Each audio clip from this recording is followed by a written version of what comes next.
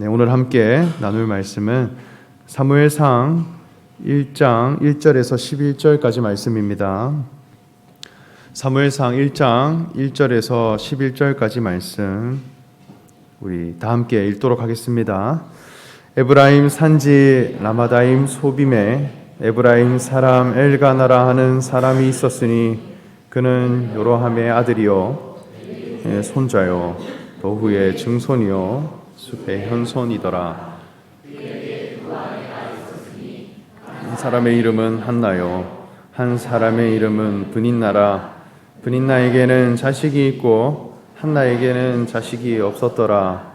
이 사람이 매년 자기 성읍에서 나와서 실로에 올라가서 만군의 여호와께 예배하며 제사를 드렸는데 엘리의 두 아들 홈니와 비느하스가 여호와의 제사장으로 거기에 있었더라. 엘가나가 제사를 드리는 날에는 제물의 분깃을 그의 아내 브닌나와 그의 모든 자녀에게 주고 한나에게는 갑절을 주니 이는 그를 사랑함이라. 그러나 여호와께서 그에게 임신하지 못하게 하심으로 그의 적수인 브닌나가 그를 심히 격분하게 하며 괴롭게 하더라. 매년 한나가 여호와의 집에 올라갈 때마다 남편이 그와 같이 하매 브닌나가 그를 격분시키므로 그가 울고 먹지 아니하니 그에게 이르되 한나여 어찌하여 울며 어찌하여 먹지 아니하며 어찌하여 그대의 마음이 슬프냐. 내가 그대에게 10 아들보다 낫지 아니하냐 하니라. 그들이 실로에서 먹고 마신 후에 한나가 일어나니 그때의 제사장 엘리는 여호와의 전 문설주 곁 의자에 앉아 있더라. 한나가 마음이 괴로워서 여호와께 기도하고 통곡하며 서원하여 이르되 만군의 여호와여 만일 주의 여종의 고통을 돌보시고 나를 기억하사 여종을 잊지 아니하시고 주의 여종에게 아들을 주시면 내가 그의 평생에 그를 여호와께 드리고 삭도를 그의 머리에 대지 아니하겠나이다. 아멘.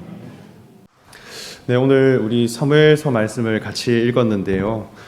사무엘서라고 하는 이 말씀은 사무엘이라고 하는 선지자가 이스라엘 백성들에 대해 행했던 일들을 쭉 정리한 기록한 책입니다. 그런데 이 말씀에 있는 주제가 있는데 그 주제는 바로 하나님의 나라입니다. 하나님의 나라가 어떤 과정과 절차를 통해 이루어져 나가는가, 또 그 과정 가운데서 미숙한 부분도 있고 또 어떤 부분에 대해서는 모순된 부분들도 있는데 이러한 부분들이 어떻게 해소되고 또 마침내 하나님의 의에 합당한 이 나라는 무엇을 지향하고 있는가라고 하는 것을 교훈으로 가득 담겨 있는 말씀입니다. 이 하나님의 나라가 이루어져 가는 과정에 있어서 사무엘 선지자가 굉장히 결정적인 역할을 하는데 바로 기름을 부음으로 왕을 세우는 역할을 한 것입니다. 이 왕을 세웠다라고 하는 것은 그 나라가 추구하는 의를 가진 대표자를 세웠다는 것입니다. 그래서 우리나라 오늘 현대 시대를 사는 오늘 우리의 나라는 민주주의를 채택해서 그 의를 추구하는 나라로 세워졌어요. 그러니까 국민이 주인이고 모든 권력과 그리고 가치가 국민으로부터 나오는 의를 우리는 채택한 것입니다. 그런데 하나님의 나라는 왕을 세움으로 이루어지는 곳이에요. 그것은 하나님의 의에 합당한 한 사람, 그 사람이 가진 신앙의 기준, 그 사람이 추구하는 신앙의 가치, 그것으로 하나가 되고 그것으로 다스려지고 그것으로 통일이 되어져가는 그런 나라의 모습이라 하겠습니다. 그래서 우리는 볼 때 왕이라는 한 사람을 기름 부어 세웠구나 이렇게 여길 수 있지만 하나님의 나라의 교훈으로 본다면 이것은 의를 세운 것입니다. 어떤 신앙의 가치를 추구하는 나라가 될 것인가, 그 대표자를 세웠다는 것입니다. 그래서 이 서사를 보면 초대 왕 사울이 먼저 세워지는데 이 사울이라고 하는 사람은 어떻게 왕이 된 사람이냐 이렇게 할 때 그를 소개할 때 외모에 대해서 강조합니다. 그래서 그의 외모가 아주 준수했고 또 그의 키가 다른 사람들보다 어깨 위만큼 컸더라 이렇게 그의 외모에 대해서 소개하고 있어요. 그 많은 사람들이 그러한 사울을 볼 때에 이 사람이 왕이 되어야 되겠구나 이렇게 확신했고 사무엘에게 요청하여 이스라엘의 나라의 왕으로 삼아달라 이렇게 말했습니다. 그 결과 사무엘이 기름을 부음으로 이스라엘의 지도자로 삼았어요. 그런데 이 사울 왕이 통치할 때에 한계가 나타났습니다. 그것은 하나님의 뜻에 대해 불순종하는 사람이 되어졌다는 것입니다. 그래서 첫 번째 왕은 외모를 통해 세워졌으나 하나님의 뜻에 대해 명확히 모르고 또 하나님의 뜻에 불순종하는 사람이 되었기에 하나님은 사울을 버리고 새로운 왕을 세우라 이렇게 사무엘에게 말씀했습니다. 그렇게 사무엘은 새로운 왕을 찾아 세우게 되는데 그가 바로 다윗이었습니다. 이 다윗이라는 사람은 양을 치는 목자였습니다. 무엇보다 외모에 대해서 볼품이 없었고 무엇을 가장 소중하게 여기는 사람이었냐 할 때 양을 친다고 하는 것. 양을 친다고 하는 것은 그 사람에게 있어서 가장 가치로운 게 양이라고 하는 생명에 있더라는 거예요. 양을 지켜내고 또 양의 생명을 풍성케 하고 또 양이라고 하는 생명을 자기 목숨을 던져서라도 지켜가는데 힘쓰는 사람, 거기에 대한 가치 부여를 제대로 할 줄 아는 사람, 그가 목자입니다. 그러한 다윗을 세워서 이러한 사람이 하나님 나라의 의가 되어줘야 되고 기준이 되어줘야 한다라고 하며 기름을 부어 왕으로 세웠다는 것입니다. 그 결과 이스라엘 나라는 영광스러운 나라가 되었고 모든 이방 족속을 이기는 거룩한 나라가 되어졌다 이렇게 말씀합니다. 그래서 하나님의 나라가 이렇게 쭉 이루어져 가는데 어떤 왕을 세워야 할 것이며 또 어떤 의를 우리는 이루어 가야 할 것인가, 여기에 대한 치열한 선택들 그리고 여기에 대한 치열한 어떤 전쟁들, 이것이 쭉 이어져 가는데 어떤 왕이 세워지느냐에 따라서 나라의 영광과 권세가 점점 달라지더라는 것이죠. 우리가 하나님의 나라다, 이스라엘 백성이다 할지라도 그것을 다스리는 왕이 무엇을 추구하냐는 거예요. 그것에 따라 그 영광과 권세가 달라지더라는 것입니다.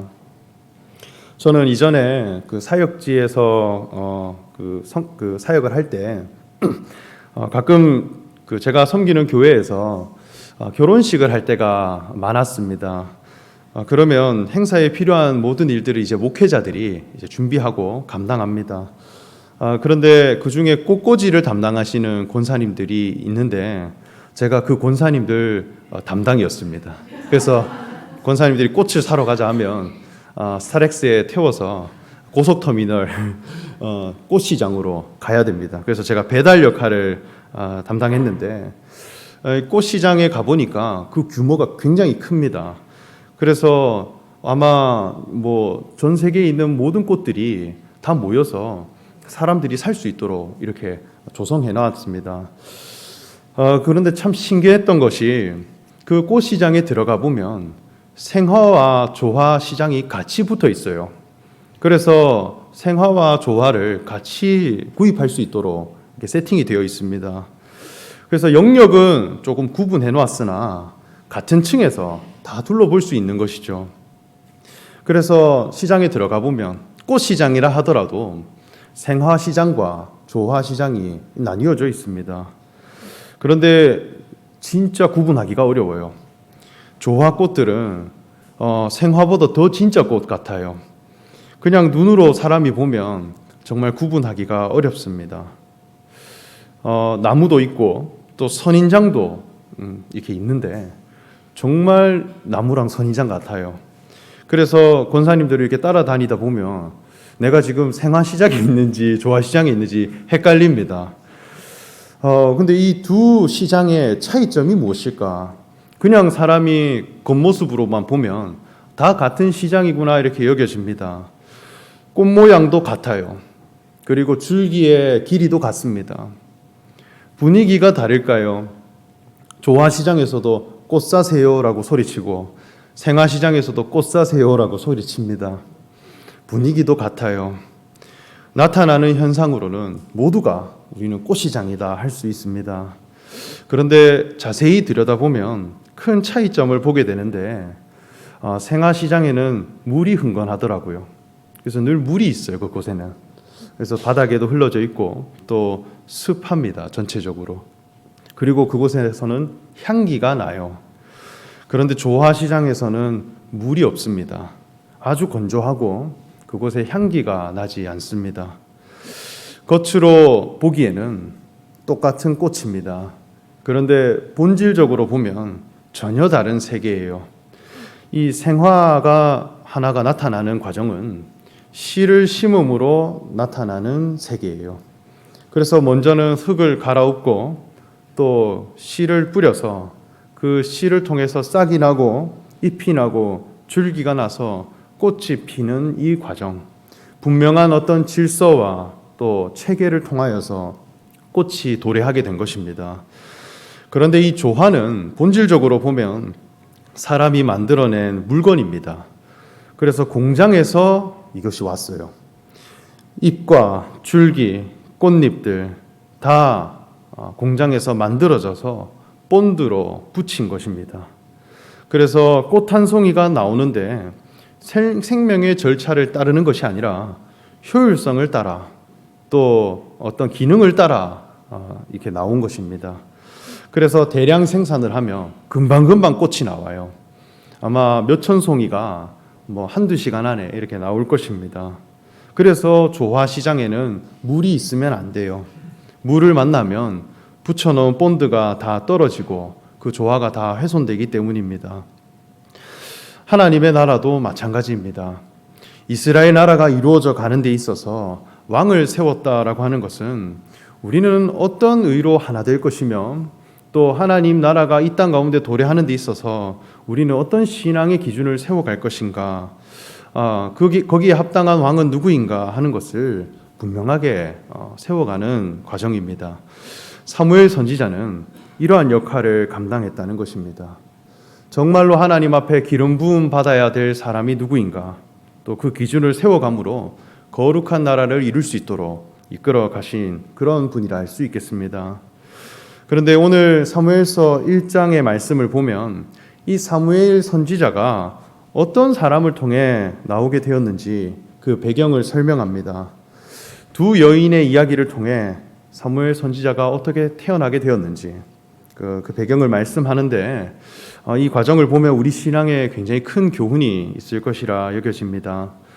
먼저 말씀을 보면 에브라임 산지 라마다임 소빔에 엘가나라고 하는 사람이 있었다 합니다. 그리고 그의 아내로는 한나와 브닌나가 있다라고 하는데 더 설명하기를 한나에게는 자식이 없고 브닌나에게는 자식이 있다 이렇게 소개합니다. 그래서 무엇에 대해 지금 강조하고 있느냐 이렇게 할 때 자식이 있느냐 없느냐 이것을 소개합니다. 엘가나의 가족들은 매년 실로라고 하는 곳에 가서 하나님께 예배를 드리고 제사를 지내는데 가족들이 함께 제사를 지낸 후에 엘가나는 이제 가장으로서 제사 후에 남겨진 재물들을 이제 가족들에게 이렇게 분배해 줍니다. 그런데 브닌나라고 하는 부인과 그의 자녀들, 그 자식들에게 엘가나는 이렇게 일정하게 그 몫을 이렇게 나누어 줍니다. 그리고 한나에게도 이 재물을 나누어 주는데 한나에게만 갑절로 그것을 주었다 말씀해요. 2배의 분량을 주었다는 것입니다. 왜 이렇게 갑절로 주었느냐 할 때 한나를 더 사랑했다 이렇게 말씀해요. 그래서 사랑했기 때문에 차별 대우를 한 것입니다. 그래서 제사 후에 남은 고기와 이런 떡들 2배로 주었습니다. 그렇게 되니 이 브닌나는 이제 한나의 적수가 되어 질투하는 마음으로 한나를 괴롭히는데 이 한나에게도 굉장히 큰 서글픔이 있습니다. 그것은 바로 자식이 없다라고 하는 것입니다. 남편에게 사랑을 받고 또 재산도 2배로 챙겨갈 수 있고 아주 풍성하고 또 넉넉한 삶을 살아갑니다.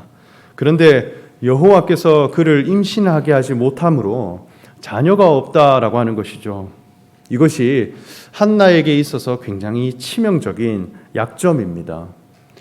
당시 여성으로서의 삶을 보면 이 여성의 삶은 자식을 낳는 것이 최고의 과업이라 그렇게 여겼습니다. 모든 것을 갖추었는데 생명 하나가 없다는 거예요. 그렇기 때문에 불만족이 되고 아픔이 되고 괴로움이 되더라는 것입니다. 자기로부터 태어난 생명, 나에게서 태어난 자녀, 그것이 없기에 늘 애통하고 또 심히 격동하고 번민한 상태가 되어 늘 하나님의 집으로 가서 기도하는 자가 되었다. 그렇게 말씀합니다. 그리고 브닌나라고 하는 이 둘째 부인은 한나를 더욱 괴롭히고 또 여호와의 집에 올라갈 때마다 한나는 울고 먹고 마시지 않더라는 것입니다.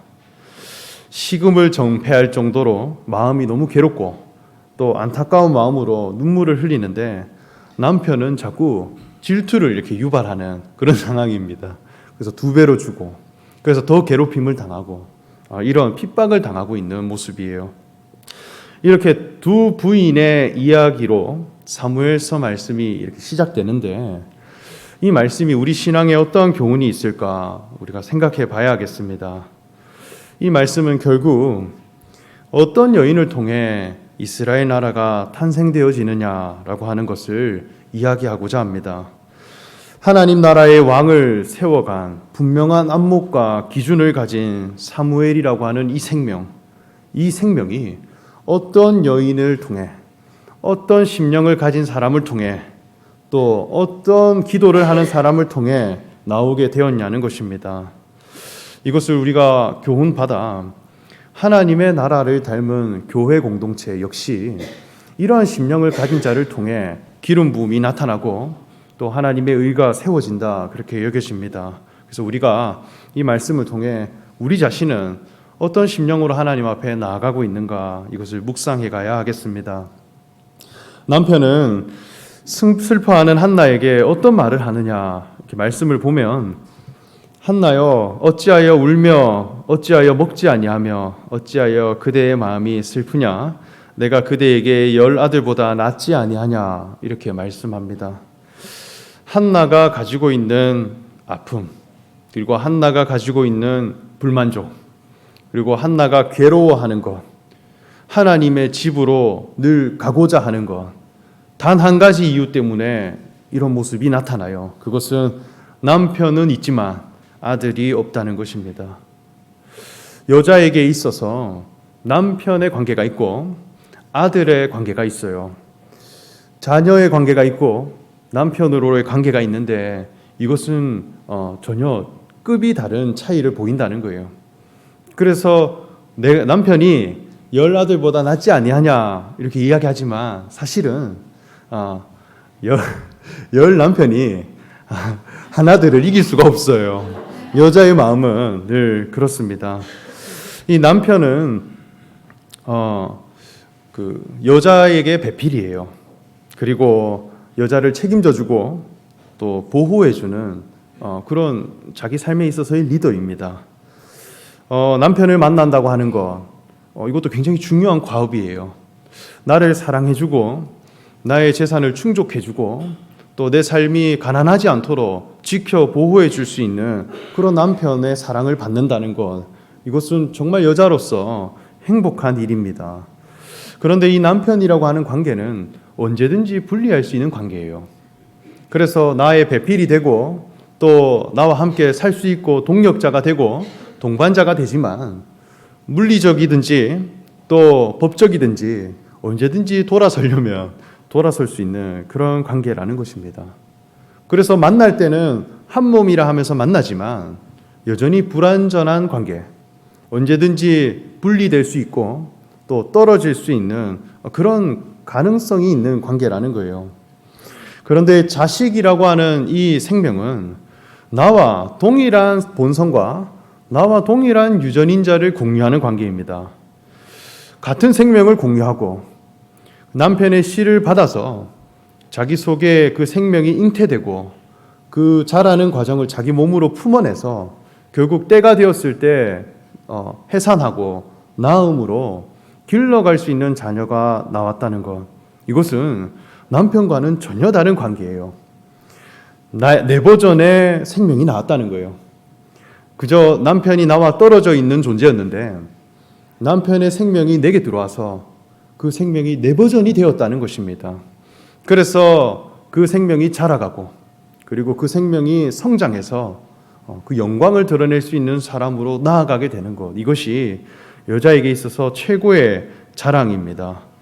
이러한 생명관계라고 하는 것은 떼어내려고 해도 떼어낼 수가 없어요. 법적으로 아무리 분리한다 하더라도 생명이 표현되는 것은 절대 통제가 안 되더라는 거예요. 아무리 떨어져 있고 비록 상황상 분리되고 그리고 단절된다 할지라도 같이 연결된 생명은 절대로 끊을 수가 없고 또 그것은 시간과 환경과 정황을 초월하는 그런 관계가 되더라는 것입니다. 그래서 여자의 영광은 결국 생명을 낳는 것입니다. 여자로서의 기쁨은 내게서 어떤 생명이 나아졌느냐, 여기 이 자식 자랑에 여자의 기쁨이 있어요. 저도 정말 많은 권사님들과 이 대화를 많이 했었는데 대화를 해보면 절반이 남편 욕이에요. 그래서 들어보면 칭찬 같은데 남편 욕이에요. 그래서 띄워주는 것 같은데 불만과 또 자기의 어떤 갈등이 늘 들어있는 거예요. 그래서 세워주는 척하지만 그 속에는 디스가 늘 들어있고 또 불만이 늘 들어있어요. 그 욕을 늘 하는 거예요. 그런데 나머지 절반은 자식 이야기인데 자식 이야기를 할 때는 욕을 하는데 그 속에 자랑이 들어있어요. 그래서 아이고 내 자식 한탄하는 것 같지만 자기 자랑을 이렇게 하고 있는 거예요. 그래서 늘 세워주고 싶고 그리고 애틋하고 또 얼마나 잘 자라고 있는지 자기가 표현하고 싶은 그런 운명 안에서 살아가더라는 것입니다. 그래서 여자에게 있어서 진짜 자기 자랑은 어디에 있냐 할 때 내게서 어떤 생명이 태어났느냐, 그 자식에 있어. 이것은 우리에게 영적인 큰 교훈을 주고 있습니다. 우리 하나님 앞에 지음받은 모든 인생은 하나님 앞에 모두 신부입니다. 사람이라고 하는 운명 자체, 흙으로 지음받은 인생 자체는 늘 순결한 신부로 준비된 그런 운명이에요. 예수님께서도 말씀하시기를 천국은 마치 등을 들고 신랑을 맞이하러 간 열 처녀와 같다 이렇게 말씀했습니다. 하나님 나라 안에서 어떤 일이 이루어지느냐 할 때 신랑이 오는데 그 신랑을 어떻게 맞이할 것인가 하는 그 처녀의 모습에 있다는 것입니다. 그래서 모든 인생이 예수 그리스도라고 하는 그 참 남편을 만나 우리는 그의 순결한 신부가 되어져서 그분을 배필로 삼아 우리가 거듭남을 경험하고 그분의 생명을 통하여서 나도 그리스도의 생명을 잉태하고 해산하는 자가 되는 것, 여기에 우리 모든 인생의 영광이 들어있는 것입니다. 그래서 내 안에 사느니 예수 그리스도라 이렇게 말씀했죠. 사도 바울이 무엇을 늘 자랑하는 사람이었냐 할 때 속에 탄생한 다른 생명이 있더라는 거예요. 내 속에 나와 전혀 다른 그리스도라고 하는 생명이 있는데 이것이 드러나는 것이 내 인생에 가장 영광스럽고 가치로운 일이다 이렇게 자랑하는 사람이 되었습니다. 내 안에 전혀 다른 생명이 들어옴으로 인해서 내가 그 생명을 낳는 자가 되는 것, 이것을 신앙으로 표현하면 거듭남이라 합니다. 거듭났다는 거예요. 죽고 다른 생명으로 다시 살게 되었다는 것입니다. 남편 대신 예수 그리스도의 말씀을 받아 우리 자신이 그분을 힘입어 그 생명으로 살아야 할 자이구나 하는 것을 발견하고 그것을 믿음으로 받게 되면 내 속에 이제는 그리스도의 생명이 꿈틀거리게 된다는 거예요. 이전과는 전혀 다른 삶의 목적과 전혀 다른 삶의 어떤 가치를 가진 사람으로 전혀 다른 본성을 가진 자로 살아가게 되는 것, 이것은 모든 이 사람에게 있어서 새 생명이 탄생한 것과 같습니다. 예수님과 제자들의 관계도 보면 이 제자들은 예수님을 볼 때에 어디든지 내가 예수님을 따르겠습니다. 이렇게 외치던 자녀들이었습니다. 그러나 예수님이 제자들에게 요구하는 것은 무엇이었냐 이렇게 할 때 너희가 내 안에 내가 너희 안에 그 관계를 말씀하셨어요. 그저 예수님이 가는 곳을 따라가고 또 그저 예수님이 있는 곳에 함께 붙어 있고 또 그저 예수님이 행하는 그 현장에 내가 함께 그 분깃을 나누어 먹는 것, 그 영광을 함께 취해가는 것, 여기에도 굉장히 만족이 있고 기쁨이 있습니다. 그런데 최종적으로 예수님이 제자들과 맺고 싶었던 관계는 너희가 내 안에 내가 너희 안에 있는 관계라는 것입니다. 인자의 살과 피를 먹고 마시지 않으면 너희 속에 생명이 없다 하였듯이 속에 어떤 생명이 있을 것인가 그것을 기대하신 분이라는 것입니다. 그래서 예수 그리스도 그분의 생명이 제자들 속에 들어오고 제자들이 예수님의 분신이 되어져서 작은 그리스도, 그 제자들 버전으로 나타나는 그리스도, 그 그리스도가 나타날 때에 권능이 드러나고 또 교회 공동체가 이루어져가는 그런 역사가 있더라는 것입니다. 그래서 그 생명이 내게 도래하는 것, 그 남편 되신 그리스도, 그분의 생명으로 내가 다시 살게 되는 것, 그 신앙에 관한 애통함이 있냐는 것입니다. 여기에 분인나라고 하는 사람을 보면 이 사람이 정확히 어떤 사람인지 알 수는 없습니다. 그런데 소개하기를 자식이 이미 있다고 합니다. 그냥 있는 거예요. 그런데 한나라고 하는 이 사람은 생명 하나가 나타나기까지 엄청난 고난과 핍박과 눈물과 하나님의 집을 향해 가는 그런 과정이 계속 소개되고 있습니다.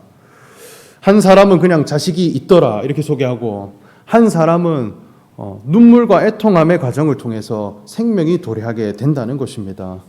이것은 의에 줄이고 그리고 하나님의 말씀에 대해 목마르고 심령이 가난한 과정을 거쳐간다는 것입니다.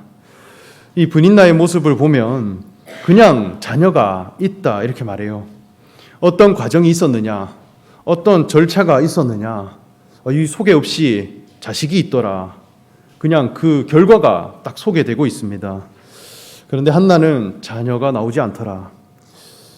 쉽게 나와지는 생명이 있고 굉장히 어렵고 눈물의 과정을 통해 나와지는 생명이 있습니다. 굉장히 쉽게 도래하는 신앙이 있고 굉장히 고난과 애통함을 통해 도래하는 신앙이 있어요. 우리 동물들도 번식해가는 것을 보면 하등 동물, 수준이 낮은 동물일수록 생명이 쉽게 나옵니다. 그래서 개구리라고 하는 짐승도 보면 한 번에 수백 개에서 수천 개의 자식이 이렇게 나와요. 그래서 그 알들이 막 깨어나서 이 새끼가 태어나는 것입니다. 또 소도 보면 그냥 걸어 다니다가 갑자기 송아지가 쑥 떨어집니다. 그런데 몇 시간만 지나면 금방 그 송아지가 뛰어다니고 또 제 기능을 합니다. 그런 걸 보면 정말 생명이 쉽고 금방금방 자란다 여겨집니다. 그런데 고등동물로 갈수록 생명이 어렵게 나와요. 정말 철저한 과정을 통해서 나와지는 것을 봅니다. 이 사람이 제일 고등동물이죠. 그냥 개구리처럼 이 자식들이 한꺼번에 확 나오게끔 지어 놓으면 하나님의 나라가 더 빨리 도래하지 않았을까 그렇게 여겨집니다. 그런데 사람은 한 생명을 낳으려면 자기 목숨을 내어놓는 시간을 보내야 됩니다. 자기 삶을 내어줘야 할 만큼 쉽지 않은 것입니다. 한 명을 낳으려면 10개월 동안 병원을 다니고 또 음식을 챙겨 먹어야 하고 몸 관리를 해가야 하고 또 어떤 사람은 배에다가 음악을 또 들려주는 사람도 봤습니다. 온갖 정성과 과정을 통해서 겨우 그 생명이 나오면 자라는데도 10년 이상이 걸립니다. 앞으로 저의 자녀도 보면 가끔은 제가 개구리인가 싶을 때도 있는데 저희 자녀도 보면 돌아서면 15년을 더 해야 되고 돌아서면 15년을 더 해야 되고 그래야 사람 구실을 겨우 하는 그런 사람이 됩니다. 그래서 교육이라고 하는 그 생각들, 이것이 부모로 하여금 굉장히 고민하게 하고 또 괴롭게 하고 또 고생하게 하는 이 과정을 통해 한 생명이 자라가는 것입니다. 이 생물에도 그러하듯이 신앙도 새로운 생명이 내게서 나타나지고 여자로서 영광이 나타나는데 쉽게 나오는 그 생명이 있는 반면에 괴로움의 과정을 통해 나오는 신앙이 있더라는 것입니다. 하나님 앞에 영광을 추구하는데 쉽게 주어지는 영광이 있고 괴로움의 과정을 통해 주어지는 영광이 있습니다. 우리가 하나님 앞에 신앙생활을 해갈 때도 보면 교리 중심의 신앙이 있어요. 장로교 헌법에도 보면 제일 첫 장에 나오는 것이 교리와 신조입니다. 이 신앙을 지켜가는 데 있어서 가장 우선된 것이 무엇이냐 할 때 교리로 잘 정리해 놨다는 거예요. 이것을 신뢰하고 또 이것을 고백하고 또 이것을 맹세하는 것으로 신앙의 진정성을 증명해가는 것입니다. 그런데 이 교리라고 하는 것은 아주 잘 정리된 신앙의 이론을 배우는 것입니다. 우리 수학 문제집에도 보면 문제가 있고 그리고 뒤에 정답지가 있는데 교리라고 하는 것은 뒤에 정답지입니다. 그래서 결론이 먼저 나오는 거예요. 과정을 다 생략하고 예수 그리스도에 관한 정리, 교회, 또 성령 이런 모든 것을 이론화시켜서 잘 정리한 것입니다.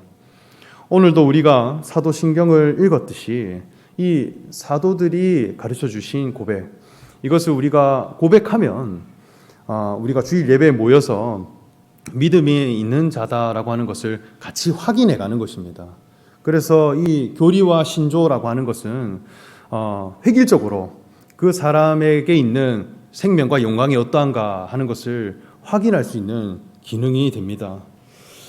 그런데 신앙이라고 하는 것은 이 생명이에요. 예수 그리스도가 우리에게 오셔서 주고자 하신 것은 어떤 이론도 아니고 어떤 교리가 아닌 이 생명입니다. 생명이 도래한다라고 하는 것은 원인과 과정과 결과가 분명히 있어요. 한 알의 씨가 심겨져서 그 씨에게서 싹이 나고 줄기가 자라서 꽃이 피고 다시 새로운 열매가 나타나게 되는 이런 철저한 계획과 섭리를 따라서 생명이 나타나는 것입니다. 그래서 의를 심어 화평이라고 하는 열매를 우리가 거두자 이렇게 얘기했듯이 신앙 안에도 원인과 결과가 있더라는 것입니다. 예수 그리스도 그분은 누구신가? 그분이 가지신 신앙의 의는 무엇이며 그분이 십자가를 통해서 우리에게 주고자 하시는 신앙의 가치가 무엇인가라고 하는 것을 우리가 듣고 내 마음에 심어갈 때에 내게서 자기를 부인하는 사건, 그리고 나를 버리는 사건, 내 자신이 얼마나 하나님 앞에 불의하며 그리스도와 하나 될 수 없는 존재인가라고 하는 것을 철저하게 발견해가는 과정을 통해서 예수 그리스도의 생명이 내게 안착되고 자리 잡게 되더라는 것입니다. 어쩌면 교리 중심의 신앙이라고 하는 것은 결론이 금방 나 있어요. 그 결론에 내 행동을 맞추면 됩니다. 그것을 행하면 믿음에 대한 인정, 그리고 신앙에 대한 어떤 보증 금방 얻을 수 있습니다. 하나님의 율법을 지켜가는 신앙도 그저 주어진 성경과 이 계명을 내가 어떻게 몸으로 지켜가고 행하고 또 내가 실천할 것인가. 그러면 내 안에 아무런 변화가 없어도 이 율법을 왜 주셨을까라는 질문이 해결이 안 되어도 그저 내 몸이 이동하기만 하면 신앙 인정해 준다는 거예요. 하나님 앞에 우리가 이것을 지켰구나 인정해 주는 신앙이 있다는 것입니다. 사도신경을 고백하고 또 요리문답을 대답하고 주기도문을 외우면 미숙한 신앙의 위치에서 벗어날 수가 있습니다. 기도 시간을 늘리면 신앙 좋은 사람으로 인정받을 수 있더라는 것입니다. 그런데 우리 자신이 하나님의 자녀로 거듭난다라고 하는 이 신앙, 거룩한 신앙을 내가 확보해 간다고 하는 것은 먼저는 괴로움에서 시작돼요. 예수님께서도 심령이 가난한 자는 복이 있나니 천국이 그들의 것이며 이렇게 말씀했습니다. 가난한 데서 시작된다는 거예요. 가난하다라고 하는 것은 모든 문제의 근원이에요. 가난하기 때문에 배가 고프고, 가난하기 때문에 지저분하고, 가난하기 때문에 서글픕니다. 모든 문제의 원인, 죄인 중에 괴수가 어디에 있냐 할 때 내 속에 있다라고 하는 것을 먼저 발견하는 것입니다. 내 속에 거룩한 생명이 없구나. 하나님이 나를 지은 목적이 내게 전혀 없구나. 나는 그 목적에서 철저하게 이탈된 사람이구나라는 것을 그리스도를 보았을 때 깨닫게 된다는 것입니다. 그것으로 눈물을 흘리고 그것으로 거듭난 신앙이 없다라고 하는 것을 고백하고 또 애통한 사람이 되고 그 생명이 내게 도래하기를 간절히 바라는 마음으로 여호와의 집으로 올라가 그것을 기도하고 또 그것을 나눌 수 있는 사람이 되는 것, 그런 사람을 통해 하나님께서 새로운 생명을 허락해 간다 하는 것입니다. 아무리 남편의 사랑과 남편의 영광이 있다 하더라도 그 생명이 내게 나오지 못한다면 만족이 안 되는 사람이 있다는 거예요. 내게서 하나님 나라를 이룰 만한 그 그리스도의 생명이 내게 잉태되고 그것으로 거듭나지 못하면 절대 이 괴로움이 해소가 안 되는 사람이 있는 것입니다. 그 애통함을 가지고 기도를 하고 생명을 주시며 이것을 하나님께 드리겠다 서원합니다. 그 결과 하나님께서 이스라엘 나라를 이룰 만한 사무엘이라고 하는 그 생명을 한나에게 허락합니다. 이 과정이 우리 신앙의 과정이 되기를 간절히 소망합니다.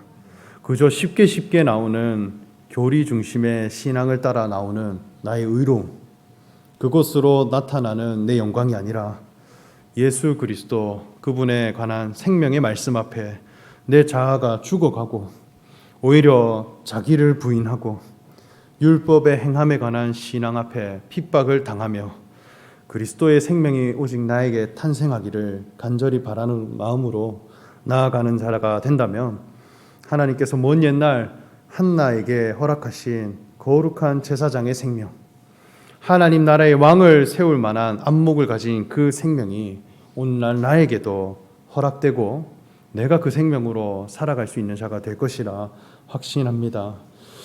우리 사무엘 동사는 이렇게 둘러볼 수 있는 산책로와 길을 이렇게 잘 조성해 놓았습니다. 여러분들이 이곳에 모여서 함께 예배를 드리고 말씀을 나누는 곳, 함께 교제를 하고 코이노니아 해가는 곳이 사무엘 본관입니다. 그런데 이 사무엘 홀로 올라올 때는 반드시 처음 마주해야 될 집이 있습니다. 그것이 바로 한나하우스죠. 한나하우스를 지나서 사무엘 홀로 들어오는 것입니다. 기름 부음이 있는 이 현장에 한나하우스를 지나서 들어오는 것입니다.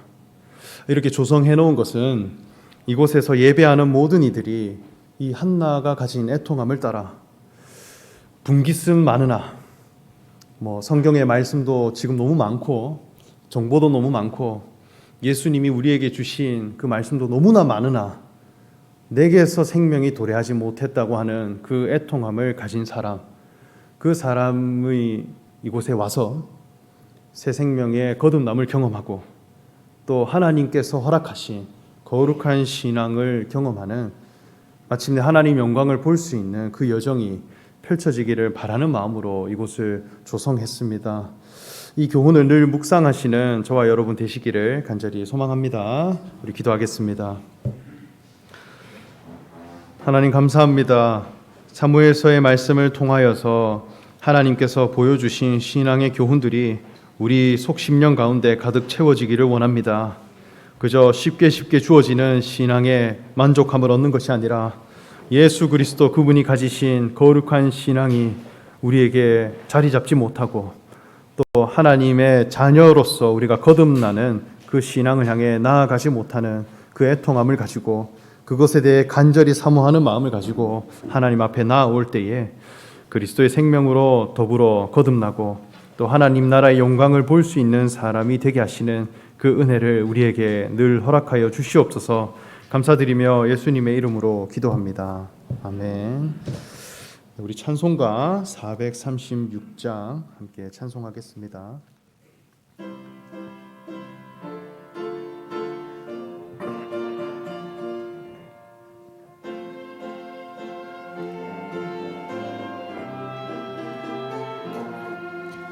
나 이제 주님의 새 생명 얻음호 옛 것은 지나고 새 사람이로다. 그 생명 내 맘에 강같이 흐르고 그 사랑 내게서 해같이 빛난다. 영생을 누리며 주 안에 살리라. 오늘도 내일도 주 함께 살리라. 주 안에 감주히 새 생명 얻으니 이전에 줬던 것 이제는 값없다. 하늘의 은혜와 평화를 맛보니 찬송과 기도로 주 함께 살리라. 영생을 누리며 주 안에 살리라. 오늘도 내일도 주 함께 살리라. 산천도 조목도 새 것이 되었고 죄인도 원수도 친구로 변한다. 새 생명 얻은 자 영생을 누리니 주님을 모신 맘 새 하늘이로다. 영생을 누리며 주 안에 살리라. 오늘도 내일도 주 함께 살리라. 주 따라가는 길 험하고 멀어도 찬송을 부르며 뒤따라가리라. 나 주를 모시고 영원히 살리라. 날마다 섬기며 주 함께 살리라. 영생을 누리며 주 안에 살리라. 오늘도 내일도 주 함께 살리라.